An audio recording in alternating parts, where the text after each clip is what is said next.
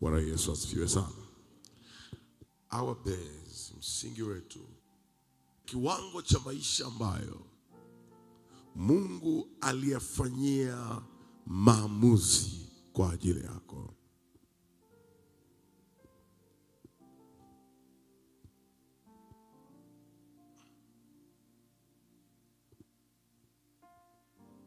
Biblia inasema hivi.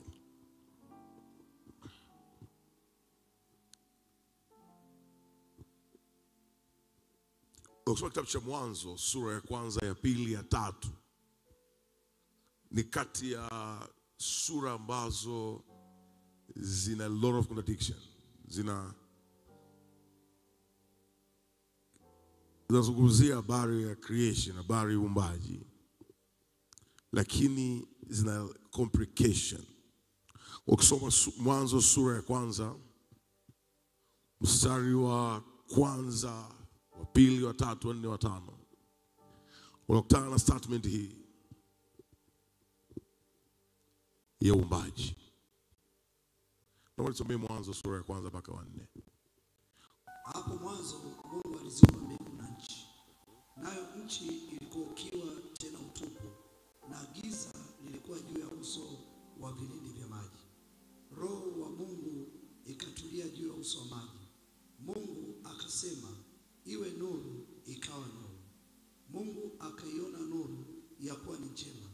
Mungu akatenga nuru na giza. Biblia inasema hapo mwanzo Mungu aliziumba mbingu na nchi.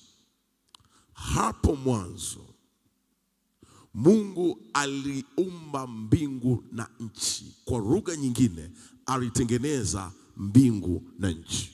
Swali la kujiuliza, wakati anatengeneza mbingu na nchi, yeye alikuwa wapi? Maandiko yanasema, na Roho wa Mungu akaja akakaa akatulia juu ya uso wa maji. Na hiyo mbingu na nchi ambayo aliumba hapo mwanzo, Biblia inasema ilikuwa ni ukiwa na utupu.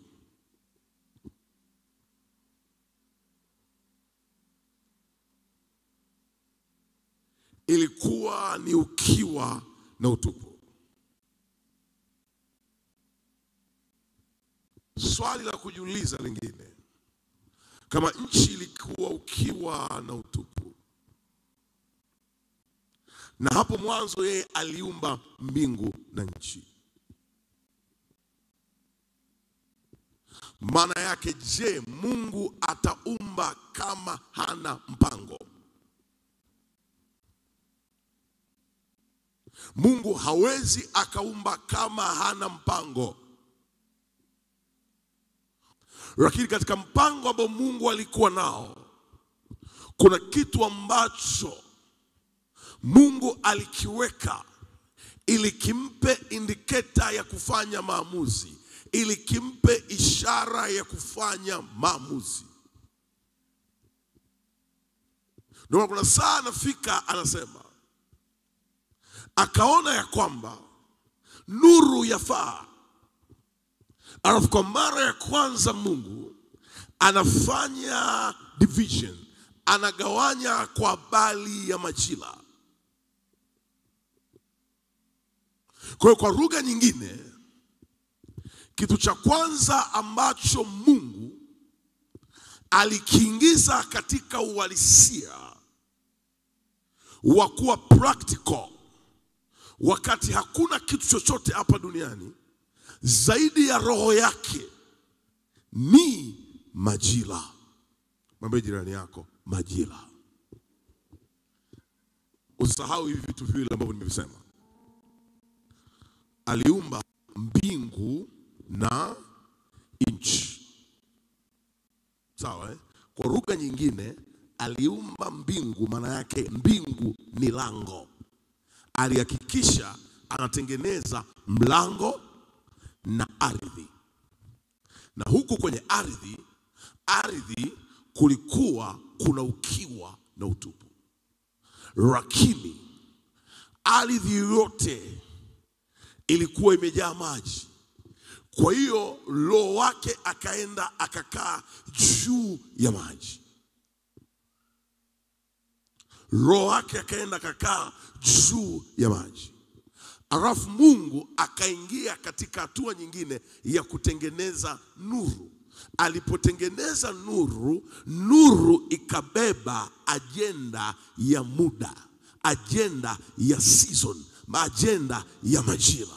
Ndio maana nimekwambia ya kwamba Mungu alipotengeneza mpango, alimuingiza mwanadamu kwenye maamuzi ya mpango alionao kabla hajamtengeneza mwanadamu. Mwanadamu angekuwepo, tungesema amemwambia Mungu ya kwamba nchi imejaa ukiwa na utupu. Lakini ni Mungu mwenyewe alifanya maamuzi ya kimkakati kwamba kwa mpango nilio nao ni lazima nitengeneze majira. Kumbuka nimekwambia tunashughulika na kile kiwango cha maisha ambacho Mungu alikifanyia maamuzi kwa ajili yako.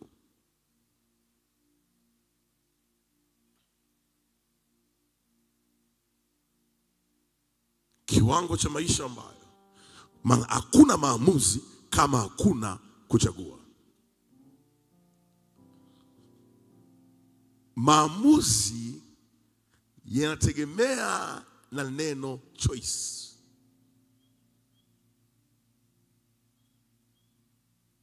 Ndio maana hakuna maamuzi yasiyokuwa na alternative. Hakuna maamuzi yasiyokuwa na mbadala wake.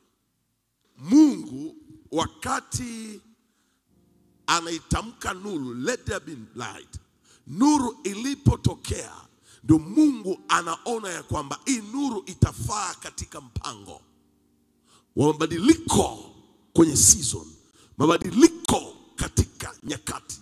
Ndio maana maisha yetu sisi, nguvu ya maisha yako iko katika maamuzi yaliyo ndani ya wakati ulio sahihi, sio nje ya wakati ulio sahihi.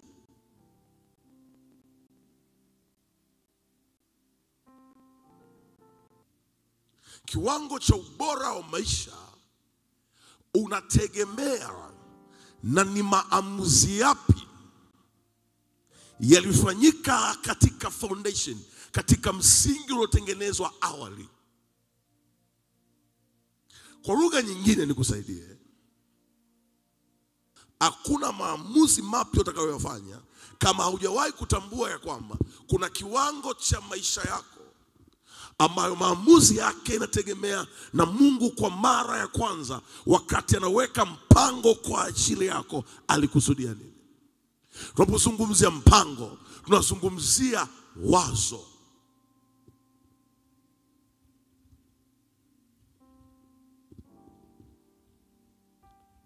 Ndio maana hakunaga mtoto ambaye wazazi hawakuwa tayari katika capacity yao ya kibinadamu. Lakini katika ulimwengu wa roho tayari mfumo ulikwisha mtengeneza mtoto fulani ndo awe watatu, mtoto fulani ndo awe wa pili. Ndio maana maamuzi yoyote yanategemea wazo lilioko ndani ya mfumo. Unafikiri kuna maisha yote mapya unayaishi?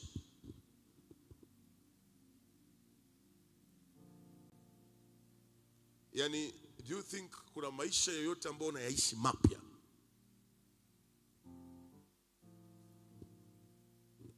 Mbona jirani yako, unafikiri kuna maisha yote mapya ambayo unaishi? Nje ya yule aliyeona ya kwamba wacha nitengeneze mbingu na nchi.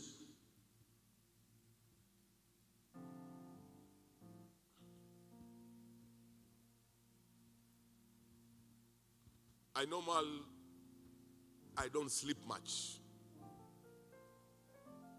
Kwa hiyo na napenda maombi, prayer marathon ya kuomba usiku. Nikiwa kwenye gari naendesha, natembea hata masaa 3 nikazunguka mjini awali nikarudi ngala. Nikafunga macho kwa dakika chache. Hata nisilale kabisa. Sasa kuna maswali ambayo nimekuwa nayo. So sitakwambia direct. Taongea indirect. Sawa? One day when I was praying, kada kumuza Mungu, maamuzi ya season katika taifa, katika nchi yako wapi? Tunapozungumzia nchi, tunazungumzia eneo lenye mipaka kihalali na kisheria. Alafu nikajiuliza, katika nchi yetu wapi ambako ndio center ya taifa hili, ambako marriage, umbali wote wa kutoka mtu anaposoma kwenye map. Yani kwa nini kila sehemu unapopima marriage umbali wowote lazima waanzie na Dar es Salaam? Remind you, Dar es Salaam sio makao makuu ya nchi, makao makuu ni Dodoma. Lakini Dar es Salaam ndio makao makuu, mahali ambako ndio hub of financial, ndio sehemu ambayo imebeba kiini cha uchumi wa taifa. Je, hapo Dar es Salaam ni eneo lipi kisheria liliotengenezewa msingi kisheria kwa ajili ya kuamua season katika nchi? So, kwa hiyo when I was praying one day, nimaliza ibada ya cross, it was midnight I think.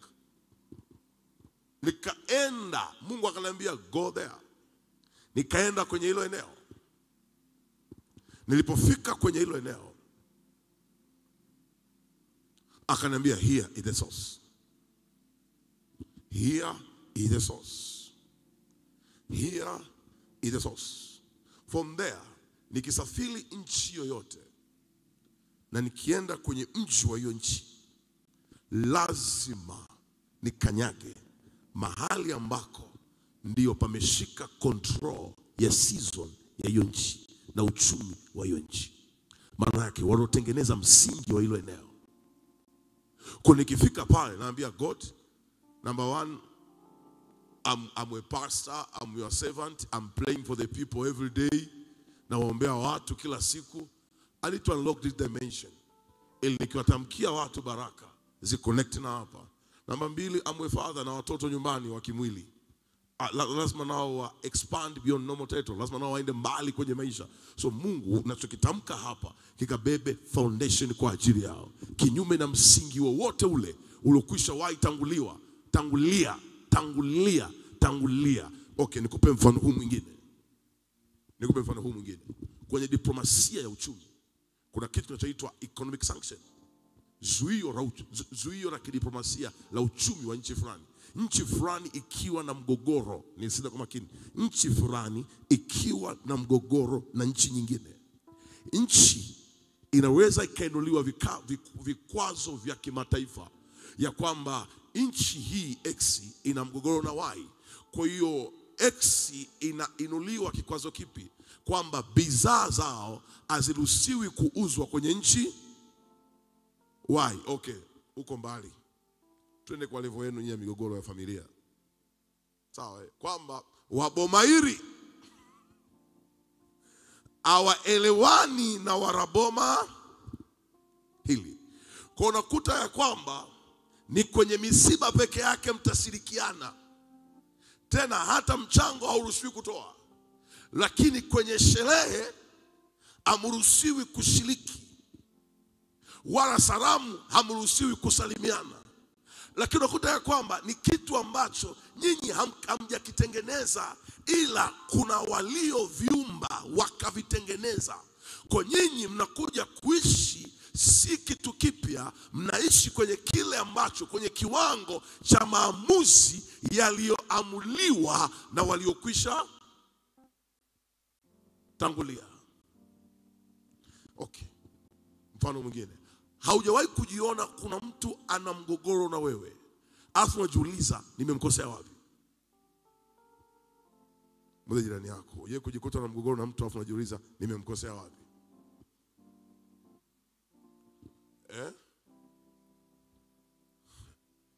Haujawahi kuona kuna kiwango fulani cha hela utakikaribia, ila hakiwezi kuwa sehemu ya maisha yako?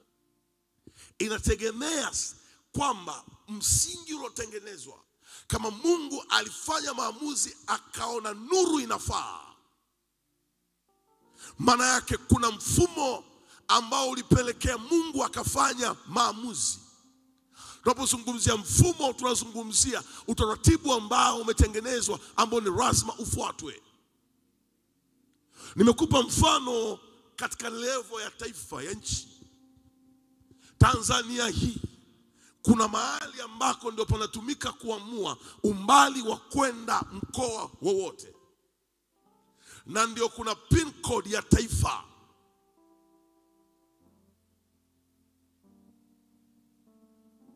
Kwa hiyo ubora na kiwango, kumbuka hakuna kiwango kama hakuna authority.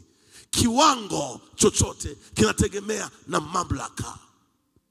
Hebu ongea jirani yako hapo.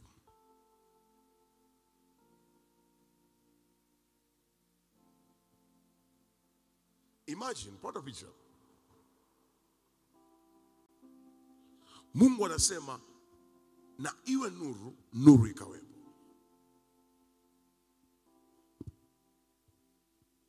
Anatengeneza kiwango cha maamuzi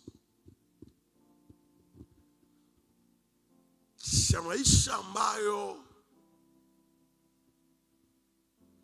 mwanadamu anatakiwa ayaishi kabla ya mwanadamu hajawepo. Kumbuka hili, usilisahau kwenye maisha yako. Dunia siku zote inamtambua namba moja. Namba mbili ni msindikizaji. Ana kama namba mbili awe ni mtendaji mkubwa kwa kiwango gani. That's why all over the world ni soda mbili tu maarufu, Coca na Pepsi. Sawa Energy anayoitumia, nguvu anayoitumia Pepsi ili awe namba moja ni kubwa sana. Lakini ili Coca-Cola aweze kukaa kwenye soko, anategemea sana ushindani ulioko kwenye Pepsi. Ili Pepsi akae kwenye soko, anategemea sana ushindani ulioko kutoka kwa nani? Coca-Cola. Kwa hiyo siku zote kwenye maisha, namba moja matters a lot. Mwambie jirani yako. Haja kusikia, mwambie tena. I'm telling you, number one is number one. Namba moja matters a lot. All over the world, dunia ina acknowledge number one. Dunia inatambua namba moja. That's why madhabahu inatambua source namba moja.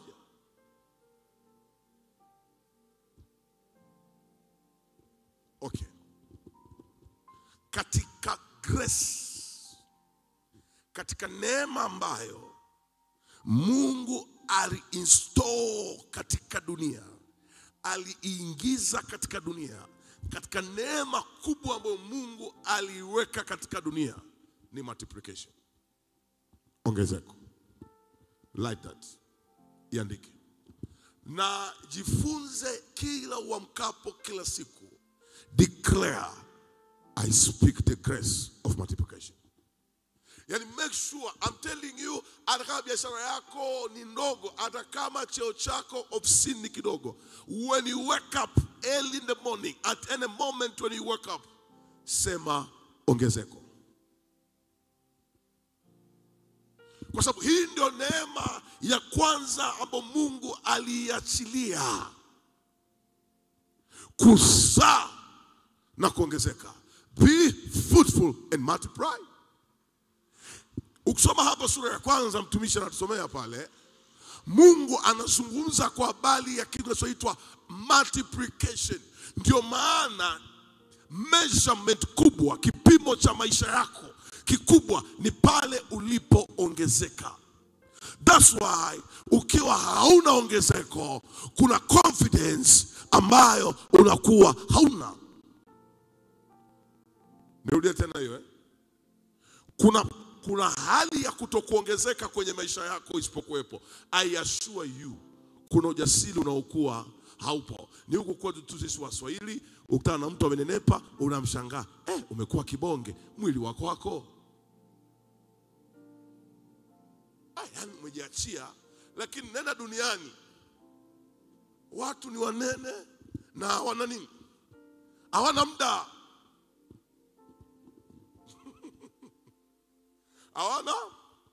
Hawana muda.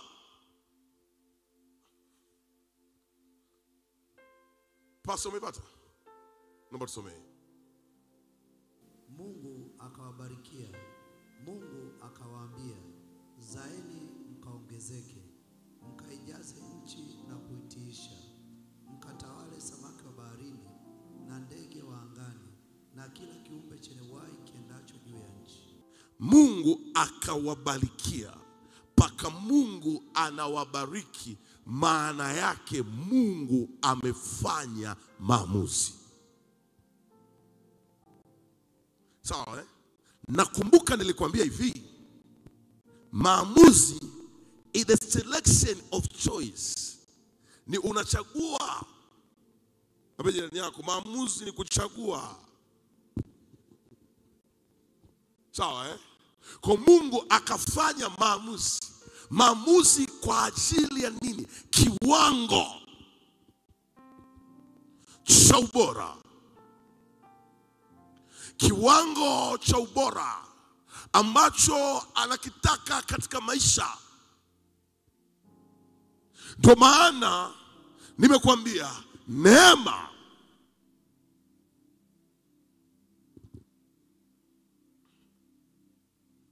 the day nilipogunduaga about this secret of multiplication, sichezi nayo kabisa.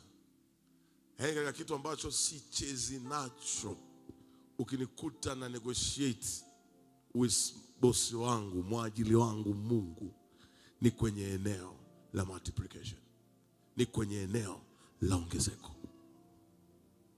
Na hakuna eneo lenye vita katika maisha ya mwanadamu, katika kiwango cha ubora ambao Mungu anakitaka kwake, kama katika eneo la ongezeko. Ndio maana katika maisha, ukitaka kujua how strong you are, una nguvu kwa kiwango gani, ni unapoanza kuongezeka. Ukitaka kujua namna gani watu ni wema kwenye maisha yako, ni unapoanza kuongezeka. Ukitaka kujua ni namna gani ambavyo, tumsaidie mtoto. Bwana Yesu asifiwe.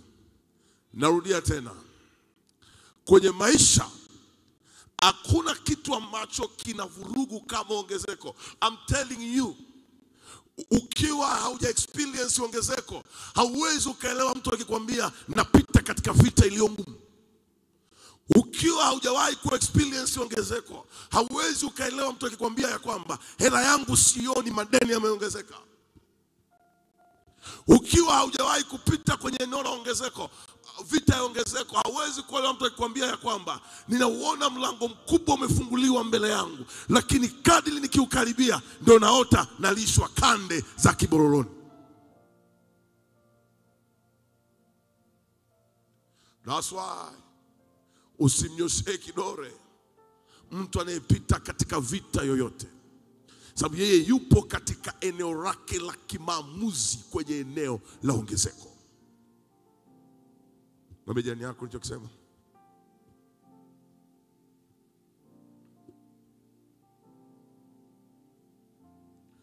Okay, Biblia inasema hivi, mali, pesa zikiongezeka, na waraji nao wanaongezeka.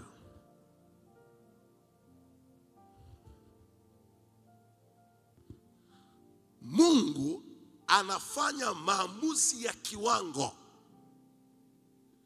juu ya maisha ya wanadamu. Ndio maana kabla hajabariki, kabla ya ongezeko, Mungu anaamua kuachilia blessing, baraka. Kumbuka, Roho Mungu alikuwa amekaa juu ya maji. Maana yake chochote ambacho Mungu anakitamka, nyuma yake there is a power. Kuna nguvu ya Roho, na hii nguvu ya Roho ikampelekea kufanya maamuzi yapi? Maandiko yanasema akawabariki, na alipowabariki aliwabariki ili waongezeke. It is my prayer to bless you in the mighty name of Jesus.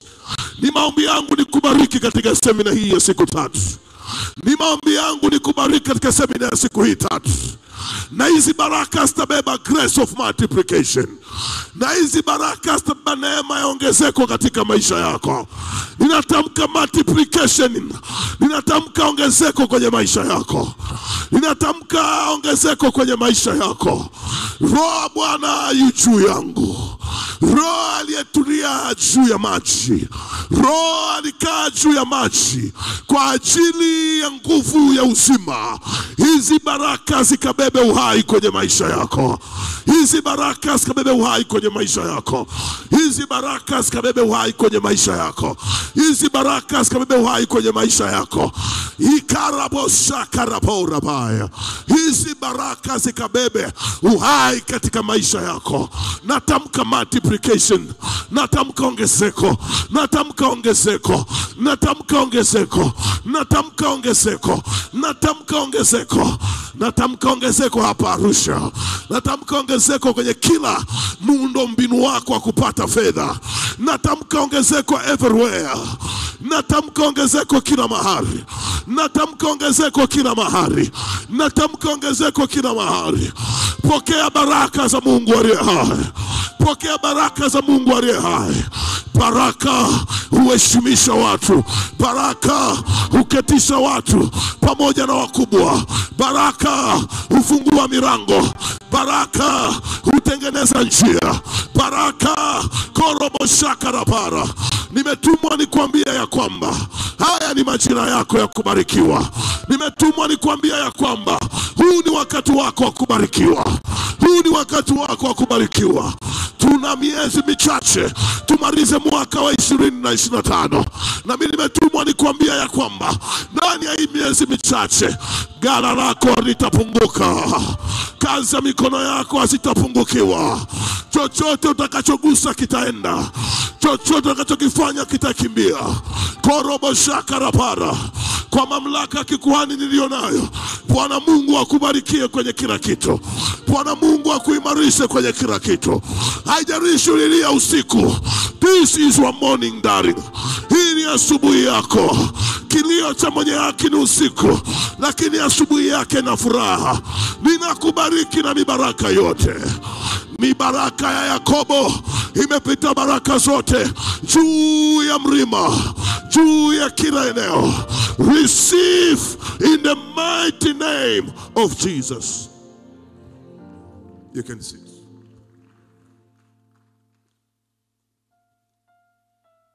So, alipowabariki akaachilia neema ya ongezeko. Lakini let me surprise you, nikuoneshe kitu leo. Katika neema ya ongezeko Mungu aliyoiachilia, aliachilia na kiwango. Niulize kiwango, mchungaji, kwa nini? Angalia, anasema ili watawale. Kumbuka, kiwango siku zote kinapimwa na mamlaka. Ndio maana leo hii Tanzania ukileta bidhaa yako ni mamlaka ya kiserikali ya kipimo ambayo hawajaikaimisha kwenye yani, kuna maeneo serikali inaweza kukaimisha watu wayafanyie kazi, lakini sio kwenye standard, kwenye kiwango cha bidhaa wanataka ziingie nchini. Kwa utakutana na watu wanaitwa TBS. Kazi yao ni kudhibiti ubora. Ubora ni kiwango. TBS ni serikali. Kwa lugha nyingine, Mungu anaposema hivi, Bwana akawabarikia kuongezeka, sio ili watawale. Kutawala ndipo kuna kiwango cha ubora. Nimesemaje mtumishi wa Mungu unanisikiliza? Ndio kuna kiwango, kuna kiwango cha ubora. Alafu Mungu anasema ili watawale vitu gani? Vilivyoko kwenye ardhi, vilivyoko angani, vilivyoko kwenye maji. Nikuvuruga kidogo hapo. Maandiko yanasema hivi, Mungu alichukua maamuzi yenye viwango. Yapi? Akaumba kila kitu, afu akasema vyote hivi ni vyema. Alipoumba akasema vyote hivi ni vyema, lakini alipofika kwa mwanadamu akasema na nimfanye mtu kwa mfano. Mfano wa Mungu ni upi? Wazungu wanasema God is divine power. Wazungu wanasema God is universal power. Maana yake Mungu ana dominion, Mungu ana utawala. Maana yake the way wewe ulivyo unafanania utawala. Yani wewe ndani yako kuna utawala wa Mungu. Wewe ndani yako kuna utawala wa Mungu. Wewe ndani yako kuna utawala wa Mungu. Ndio maana alikufanya ikarabashakarabara. Ninakutangazia in the mighty name of Jesus. Pokea utawala. Pokea utawala. Pokea utawala. Pokea utawala. Pokea utawala. Pokea utawala. Pokea utawala. Pokea utawala. Tawala, utawala. Sema dominion. Dominion. Nenda ukatawale kila kitu. Nenda ukatawale kila kitu. Nenda ukatawale kila kitu. Nenda ukatawale. You know I love Bible. I love Bible. I declare in the mighty name of Jesus. Mimi na wewe ni mfanano wa Mungu. Kama sisi ni mfanano wa Mungu, tunayo sauti ya utawala. Tunayo sauti ya utawala. Tunayo sauti ya utawala. Tunayo sauti ya utawala. Tunayo sauti ya utawala. Pokea sauti ya utawala. Receive the voice of authority. Receive the voice of authority.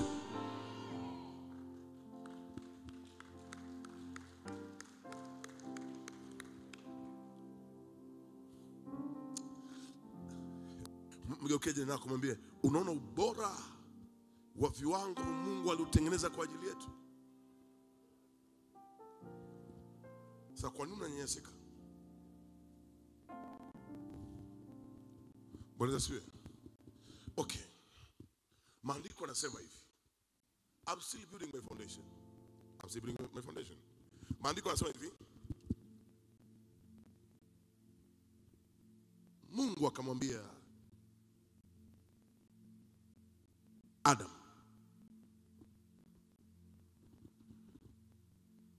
hawa ndio wanyama nimewaumba.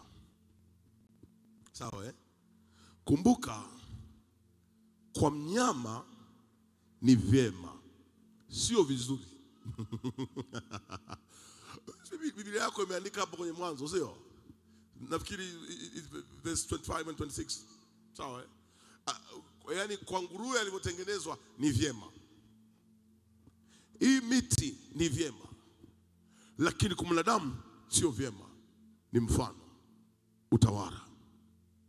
Ndio maana nilikwambia kuna gharama Mungu aliitumia akaweka maamuzi ya maisha ya mwanadamu kuwa na viwango vilivyobeba ubora ambao sio wa kawaida. Adam anasema swara akapokea jina la swara. Simba akapokea jina la simba. Fisi akapokea jina la fisi. Arafu akawa anawaita, wanaisikia sauti yake, wanamtii Adam. After today, ita vitu na vitakutii. I declare in the mighty name of Jesus, tutaita ile big mansion na utaijenga. Utaita ule mkataba wa kazi na utakuja. Utaita ile plot nayo itakuja. I declare in the mighty name of Jesus Christ, chochote ambacho takita kitakuja. Kwa sababu gani? Tumepewa dominion, tumepewa hiyo mamlaka sawa sawa na maamuzi ya Mungu aliyoyafanya kwa ajili ya maisha yetu.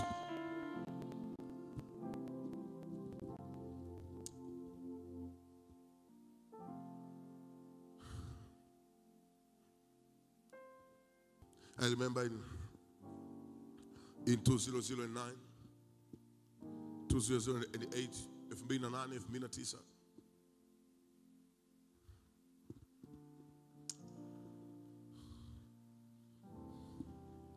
I was going to the airport.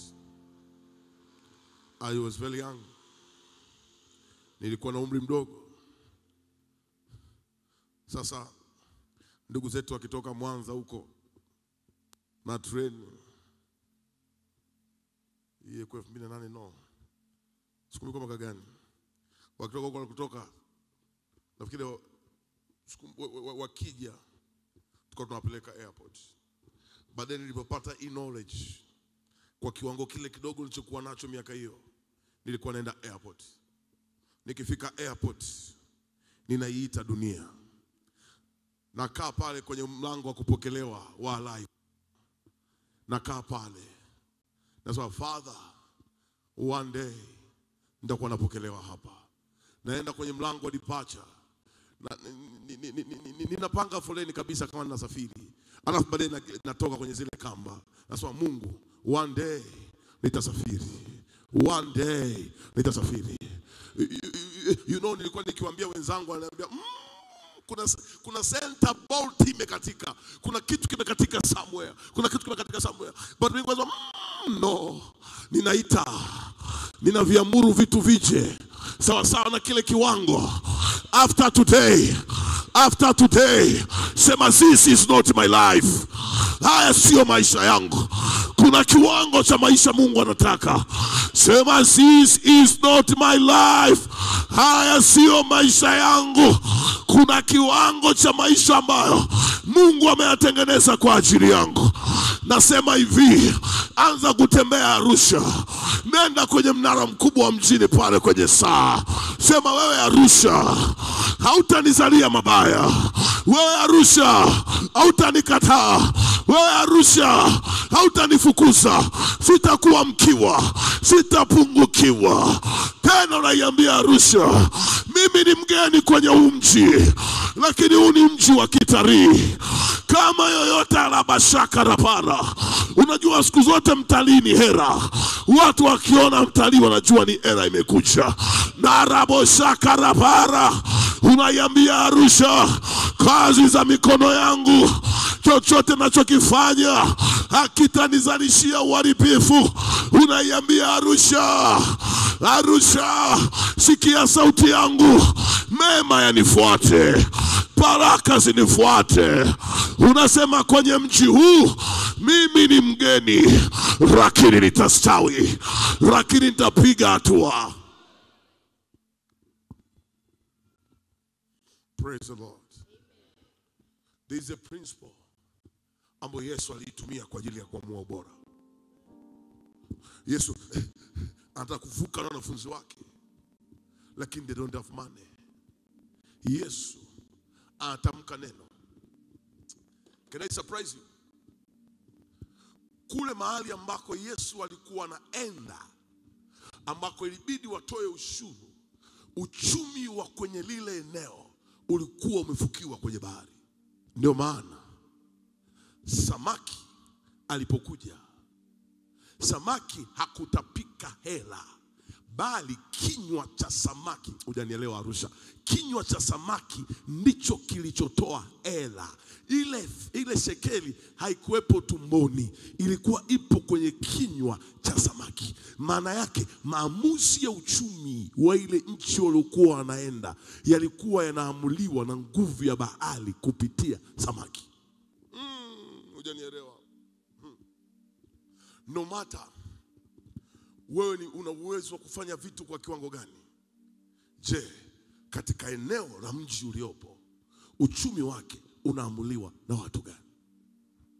No matter wewe una uwezo, I'm telling you, kwa waajiriwa atakwambia wakati nafanya kazi kwenye mkoa fulani nilifanikiwa kujenga hata vyumba 3, lakini kwenye huu mkoa hela zangu hazikai, hela kwangu zinapita.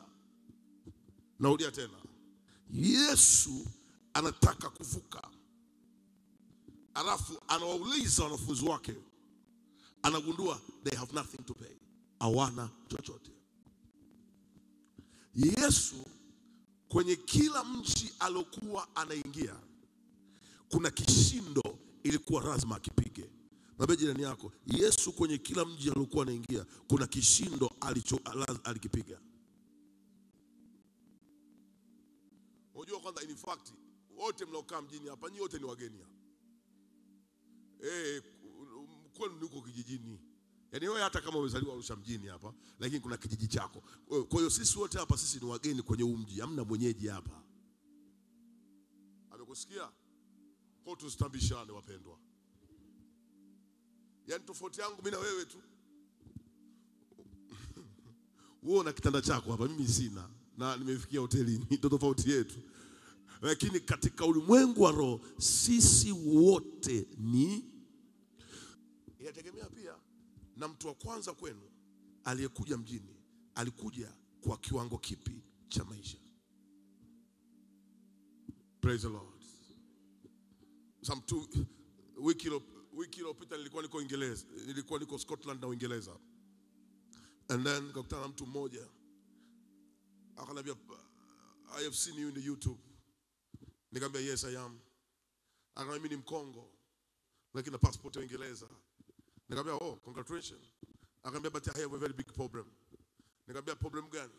Akasema I've been in this country, nimekaa kwenye nchi hii mwaka wangu wa 30 na kitu. I don't have a house.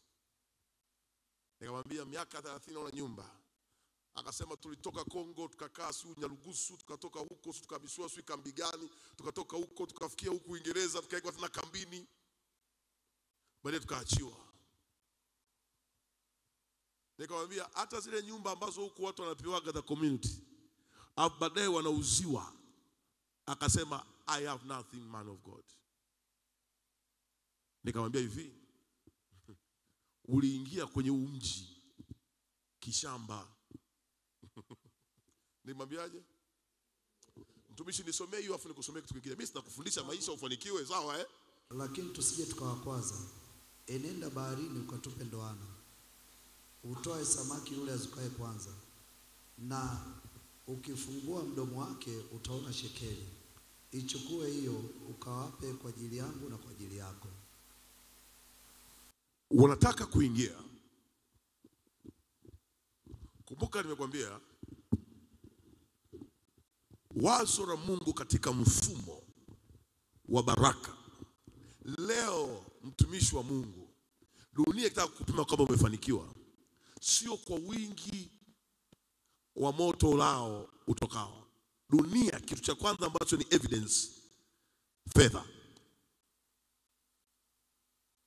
Sawa ndugu zangu ni ndio maana hata wewe pia ikiwa kuna kitu kinakutesaga hapo, ni mzigo ukiwa haupo.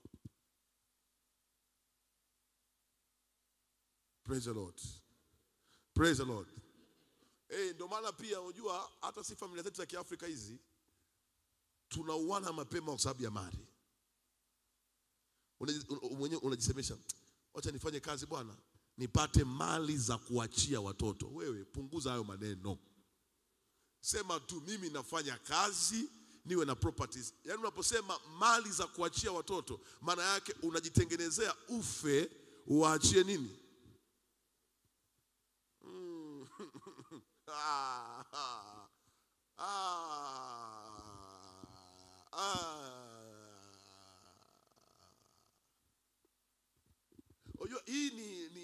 I can say this is the social problem in our societies.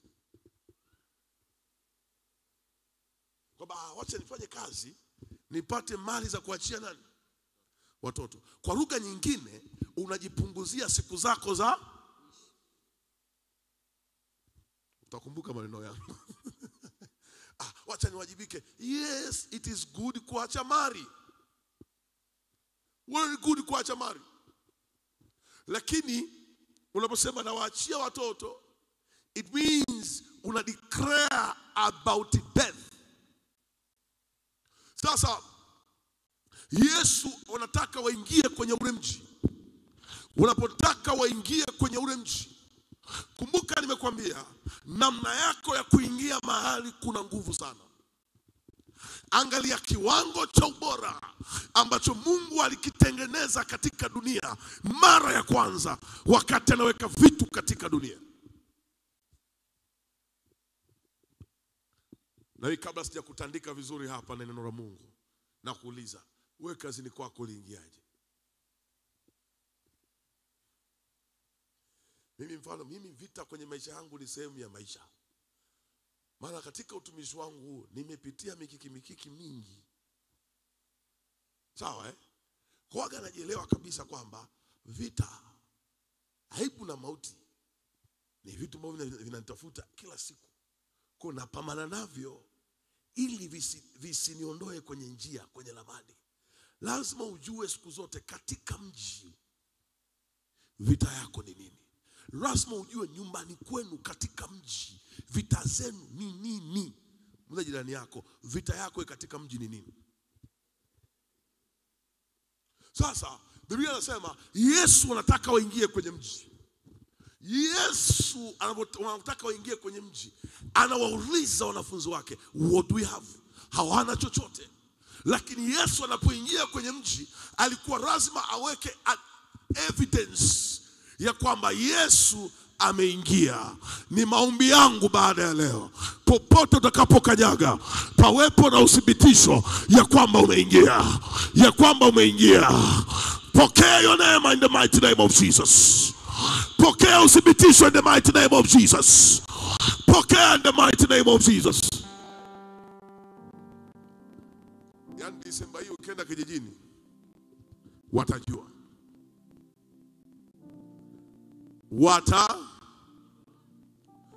Biblia inasema Yesu akaamuru wakavue. Maana yake Yesu alijua ili tuvuke hapa sio issue ya kuponya kiwete, ni issue ya hela.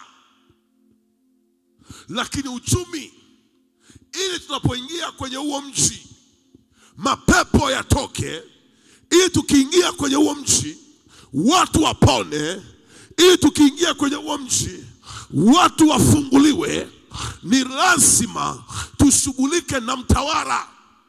Mtawala aliyekaa kwenye uchumi.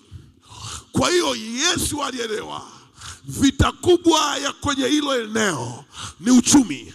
Kwa ili aweze kusikilizwa kwenye lile eneo, my Jesus, ni lazima awe ana nguvu ya kimamlaka kwenye uchumi. Kwa Yesu akasema, sihitaji kwenda kuvua samaki, ila wanafunzi na watuma, kwa neno langu mtaenda kuvua samaki. Biblia inasema walipofika wakatoa samaki. Ile shekeli, ile pesa haikuwepo kwenye tumbo la samaki, ilikuwepo kwenye mdomo wa samaki. Maana yake uchumi wa wale watu ulishikwa na midomo ya samaki. Samaki akatoa pesa, wakalipa shekeli, wakaweza wakavuka. Ninakutangazia katika siku zilizobakia, mlango wako wowote ule duniani, sehemu yoyote unaopaswa kufunguliwa kwa njia ya pesa, hiyo milango ikafunguke kama ni mikataba ya kazi, kama ni biashara kuongezeka, kama ni kuraba shaka na para. Ninajua kuna watu mna kilio cha uchumi.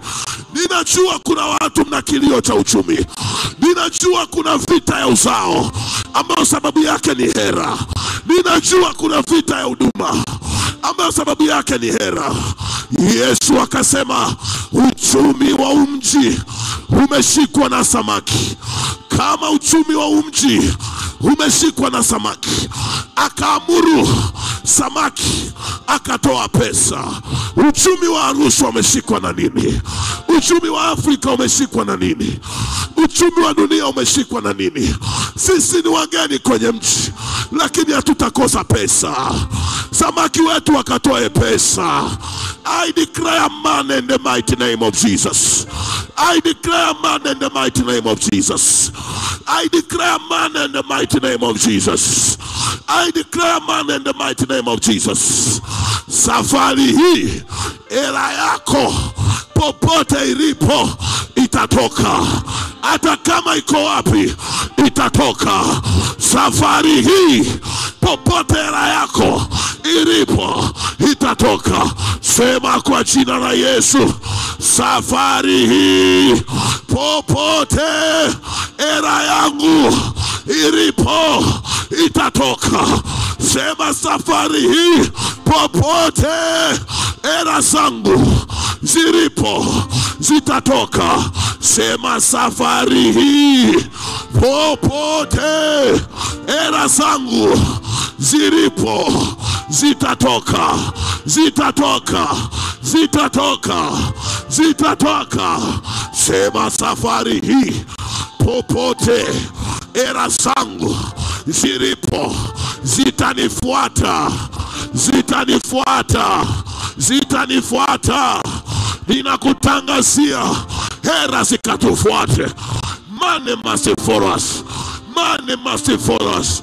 Money must follow us. Money must follow us. Money must follow us.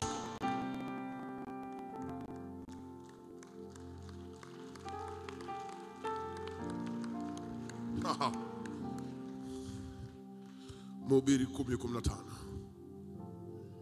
Kazi yao wapumbavu wachosha kila mmoja, maana hajui hata njia ya kuendea mji. Ona Yesu kila alivyoingia kwenye mji kuna kishindo cha utambulisho Yesu alikitoa. Kwa Yesu alijua kabisa huu mji na uendea, huu mji na uendea huu. Bila hela hatuwezi kufanya chochote.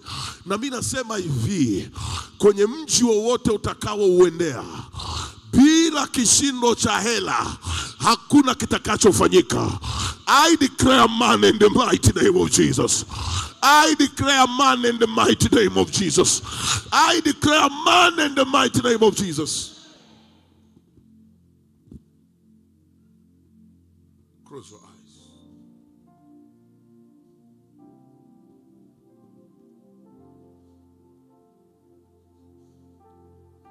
Kuna watu 12. Kuna watu 12. Katika watu 12, katika watu 12, Mungu ananiambia utambulisho wao ni Dora. Dora. Dora. Ila vizazi vya kwao vilikoseaga njia ya kuingia mjini. Vizazi vya kwao vilikoseaga njia ya kuingia mjini. Nitahesabu mpaka 3. Au watu 12 namezana nao leo. Ndio namezana nao kwenye ibada hii ya leo. Watu 12. Na katika watu 12, katika watu 12, katika watu 12, 4 kati yao wanateseka sana na maumivu makali ya mabega. Mabega. Mabega. Mabega. Mabega. Mabega. mabega. Kwa mara ya kwanza, kwa mara ya kwanza, kwa mara ya kwanza. Nimeambiwa wako 12 wasaidiwe hao. Wengine mikono yao inapata shida, wengine wanasikia hali ya kupiga kelele. There are 12 people. Kwa mara ya kwanza, with the voice of authority, with the voice of authority, with the voice of authority, with the voice of authority, with the voice of authority.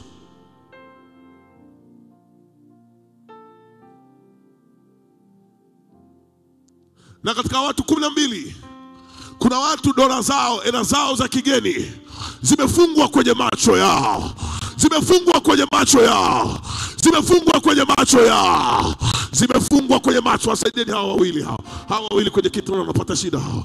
Shakarabasa ya baya, msaidieni na huyo hapo, na huyo hapo, na huyo hapo, na huyo hapo. Mungu ananiambia watu 12, watu 12, watu 12, watu 12. Ishara ya utambulisho wao ni hela za kigeni, ni hela za kigeni. Ishara ya utambulisho wao ni hela za kigeni. Where is your foreign currency? Where is your money? Where is your money? Where is your money? Where is your money? Your money, your money, your money, your money, your money, your money, your money, your money. Kuna hatua za mtu zinaachiwa. Jaraba, jaraba, jaraba, jaraba, jaraba.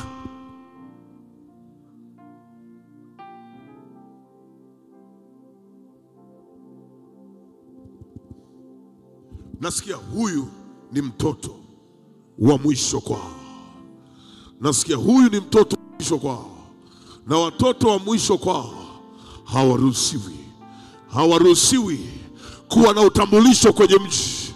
Hawaruhusiwi kuwa na utambulisho kwenye mji. Hawaruhusiwi kuwa na utambulisho kwenye mji.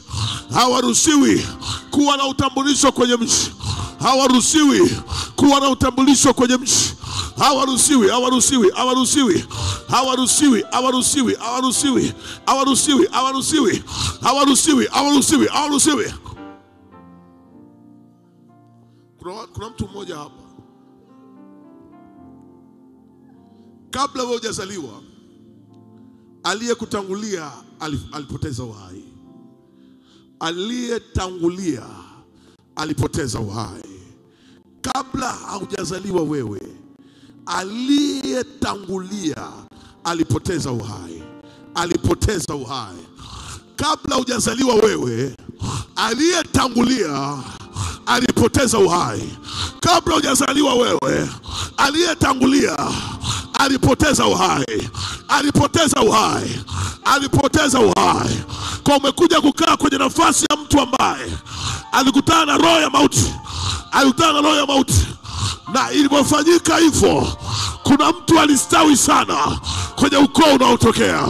Kuna mtu alistawi sana kwenye ukoo unaotokea. I command by the grace of God. I command by the grace of God. I command, I command, I command, I command. Shalabala, Korobo Sakabaya. In the mighty name of Jesus. Where is your freedom? I speak your freedom.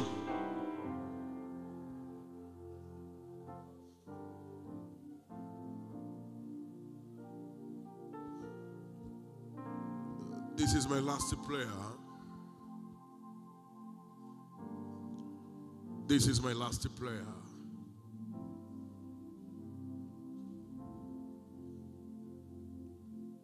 This is my last prayer.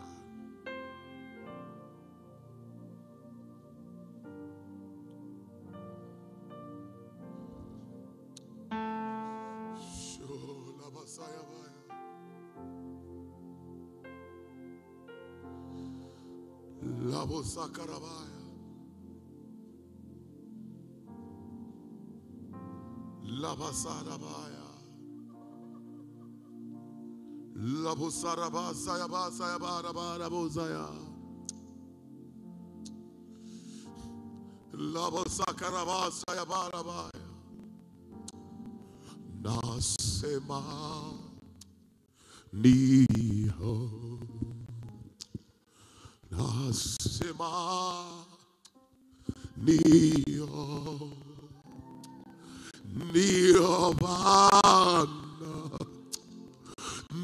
Ndiyo Bwana, nasema ndiyo. I say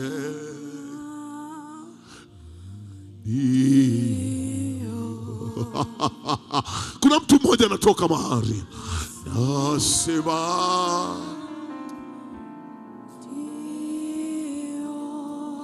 kuna njia imetengenezwa mahali na umekwama kwa muda mrefu. Ndio Baba, ndio Baba, ndio Baba, ndio Baba, ndio Baba. Ninasema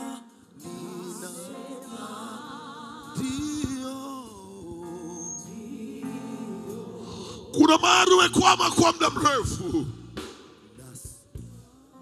Ninasema ndio. You are coming out from that situation. You are coming out from that situation. You are coming out from that situation. You are coming out from that situation. You are coming out. You are coming out. You are coming out. You are coming out. You are coming out. You are coming out. You are coming out.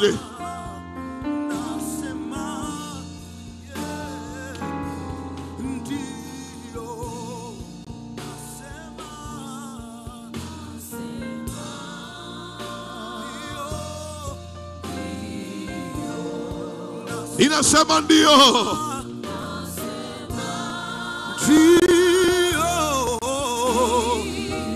Ndio Baba. Ndio Bwana. Yeah. Nasema ndio. Yeah. Ndio. Ndio Bwana. Ndio Baba. Nasema ndio. Yeah. Ndio Bwana. Ndio kwako Bwana. Ndio.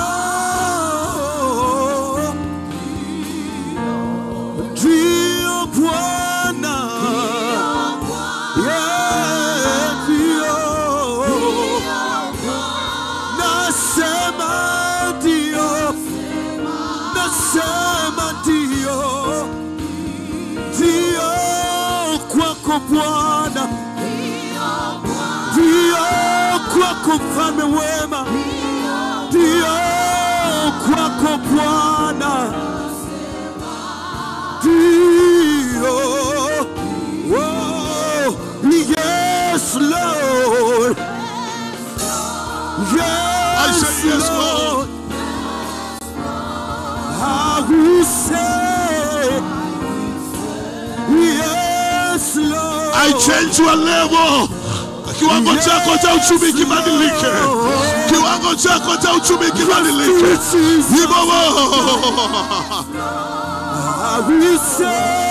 I will say yes, Lord. Ndio Bwana wa mabwana.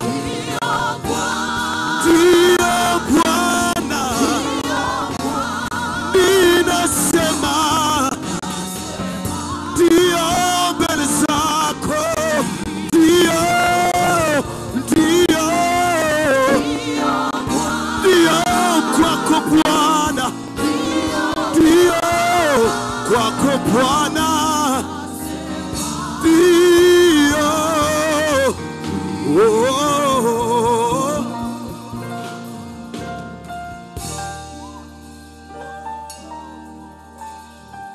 Listen to me. Before I drop this microphone, listen to me today.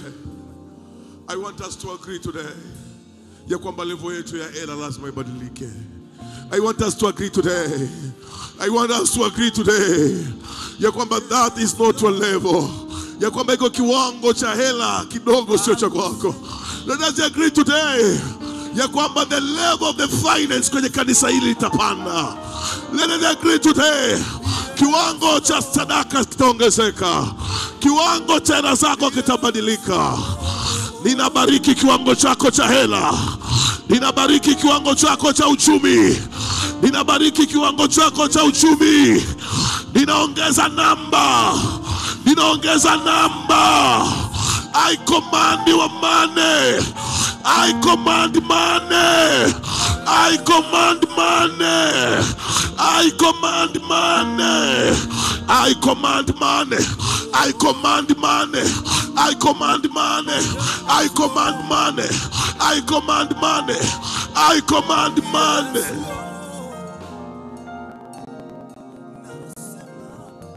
After today, popote palipo na hela yako itakuja. Popote unakodai watu utakulipa. Popote palipo na hela yako itakuja. After today, I command money. After today, I command money.